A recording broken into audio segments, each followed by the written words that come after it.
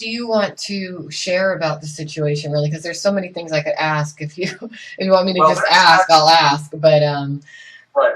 As we spoke about before we began the interview, there are a list of names here that I've decided to write out of different people that not only have been at issue with me for a long period of time, but sometimes just recently.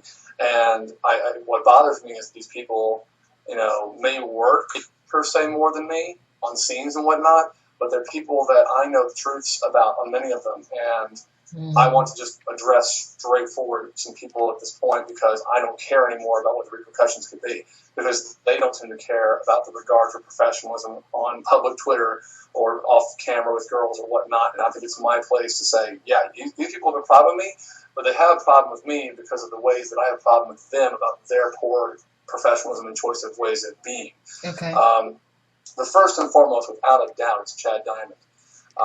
When him and I first met, we were actually kind of homies. I mean, we met on a Bukkake set for Francesca Lay about 2+ years ago, back when Lisa Ann still had her agency. Okay. We got along pretty well. I heard a rumor that he was. Did Will Ryder discover him homeless? I don't know who discovered him. Oh, okay. I feel sorry for that person for the business for bringing him in, but it's been the bane of my existence and several other people. But nonetheless, okay.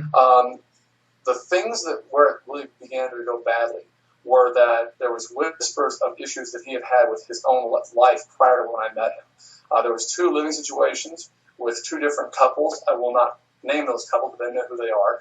That this couple couldn't stand him and kicked him out of the house. And this was all information that not only those 2 couples told me, but also his feedback about what happened while he was there. Okay. This first couple kicked him out for many different bad reasons. The second couple kicked him out for bad reasons.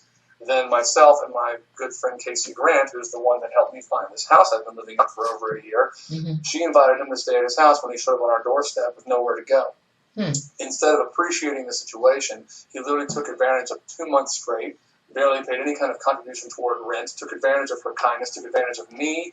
And if anyone knows me, they know I love to drink Mountain Dew. And this kid would come in and steal them out of the fridge like it was nothing. He would have friends over and offer them Mountain Dews. I mean, it's a very little thing, yes, but damn it, it's my thing. It's not a little thing. It's okay. I'm like that with certain things. And so it was like this, I'm going to do the wrong thing and then not give a shit and do it in a sneaky way and then not even have the humility to say, you know what, you're right, it's your home, you paid for these products, let me just do you the solid of paying you back and giving you public. Never once has this guy ever apologized for anything he's ever said or done to me, ever. Wow. The next straw was, we had there was a casting that Nick Blue approached me for a long time ago. It was an acquaintance at the time. Okay.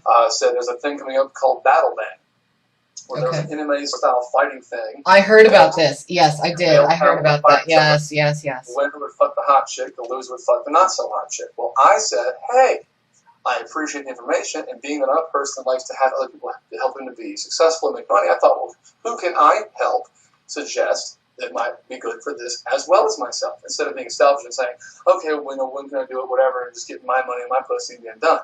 I suggested Chad's name, and I suggested Mark's name.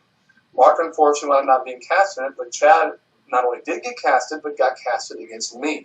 Now, that's a pretty fair casting, because I'm not the most experienced guy in the world in MMA. He is moderately experienced, but we're both in this, similar build and weight. And, we were still cool at the time, relatively cool. But then within a couple days, there started being some issues. And then the night before the fight that we were scheduled to do, there was a phone call and some backdoor conversation that happened between himself and the director and whatnot. And I got excluded from the scene. And the excuse was because the vice president of Erotic Network didn't feel that it would be safe for an inexperienced fighter to get in the ring where I might get hurt. I thought, okay, I kind of understand that, but I'm volunteering to put myself at risk, and me and Chad really want to have a good time and go out and do our thing. Yeah. And keep in mind, we were still relatively cool this time. The next day, I find out that Seth Dickens and Jack Lawrence are fighting. Seth is 30 pounds his superior, and Jack was actually, part of his story was dramatized that he had no experience whatsoever in fighting. I come onto the set and I'm like, what?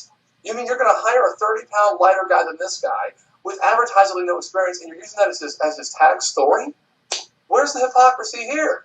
Yeah. So now I'm getting screwed over, and then I find out after the fact that not only Chad basically blackballed me to fight somebody else, but then started telling me that the girls were getting creeped out by me on set, when actually those girls came to me and told me that he was creeping them out by doing his, not, his very notorious, let me give you a massage and whatever. And the girls would DM me and text me later saying, he kept massaging me and whatever. I didn't understand it. Whatever. And I was just like, really? So that was like the really first big straw, along with the other previous stuff that started coming to light. And then him and I started really having battles over what was being supposedly reported by the girls between him and I, to where he was like writing book-long levels of direct messages to me about, like, you need to change this about yourself and this about yourself, whatever. And what came to light after that was that everything that he was saying that I was doing wrong was actually what he was doing wrong. So he was projecting on you. The drama onto me. He was projecting. And recently he just tweeted that, that they're projecting drama. I'm like, yes, because you're the one that keeps being a scumbag to these girls, and you're telling everyone that it's my fault. And then I found out later even that my name became associated in such a poor way because I was hanging out with him as his friend and trying to help him get work and get more in the business. And I'm like, oh my God, I mean, if I had never helped the kid and been there for him as a friend and as a driver and whatnot, whatever. And then he had the nerve to tell me I was like the most unreliable, worst driver. I'm like, let me explain something. I've had a solid roof over my head for over a year with great roommates. I have a car in my name with a current paid car note. I have current insurance. I have a current working cell phone. This kid has moved from more places than I care to say, including a studio in Van Nuys that director wanted to hire me for, and told me the terrible story about how Chad was using it as like his studio/drug ring. And then I started hearing people saying, well, the only reason that Chad even has girlfriends at all is because he still provides them drugs. And then the wood issues on set, it was just piling on more and more. Wow. And what happened is that I distanced myself and said, I no longer want to be associated with this individual on any fucking level. And well, that's a smart thing to do in that situation, yes. We worked together on the Glee Triple X parody. I watched him have 2 different scenes and issues in 2 different scenes. One where he actually almost injured Andy Sandemans, where she told him, please do not thrust into me so hard, doggy, but he would do it anyway. And he was having wood issues. It was like 4 o'clock in the morning, no less. But nonetheless, it's like, dude, and it just became thing after, and I kept giving him the benefit of the doubt. I think that's the way a true gentleman should. Even if you hear something terrible about me, I would like to believe you would come to me and say, Tucker, I think you're a good dude, but I've heard this. Is this true? Yes or no? And then if we already have a good invested time in friendship, professionally or whatnot, you would give me the benefit of the doubt. People in the business would like to hear something poor and say, okay, you must have done it because why else would someone report it? I'm like, because people love to talk. So where it's come to now is that I found that Chad is now doing scenes with people that I also do not care for as a person. Now, they're successful, they're working, and so be it.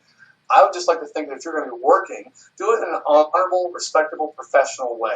And that is the crew of Immoral Productions. Porno Dan, Rev Sand, Johnny Thrust, Jim Lane, Power, whatever you want to call them, all those guys. I've worked for them before. They do some of the gnarliest scenes, and they pay that much for male talent. Reportedly no more than $100. And I know I've worked for them. I did Cocksucking Challenge. I've done Boy, Girl, Girl. One of my unfortunate failed scenes. I'm here to admit it. I learned a lot from that, though. Every real male talent has a failed scene. But I'm trying to get these names out in the context.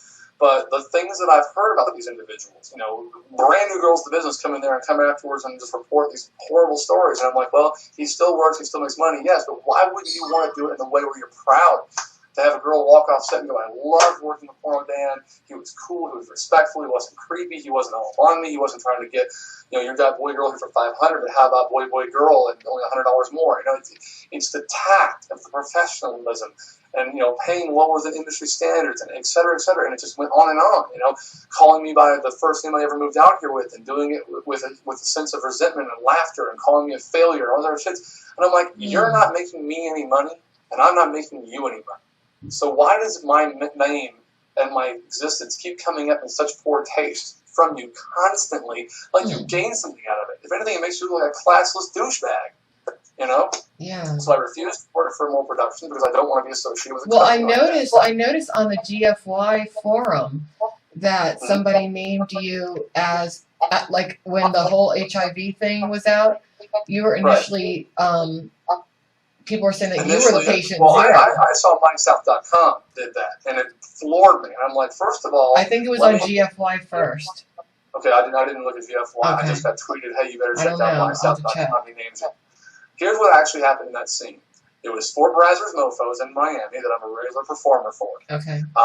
We had a Pervs on Patrol. No, it wasn't Pervs. It was Real Slut Party scene. It was not an orgy. Okay. It was a boy, girl in one room with the male talent in question that I'd never even heard of before.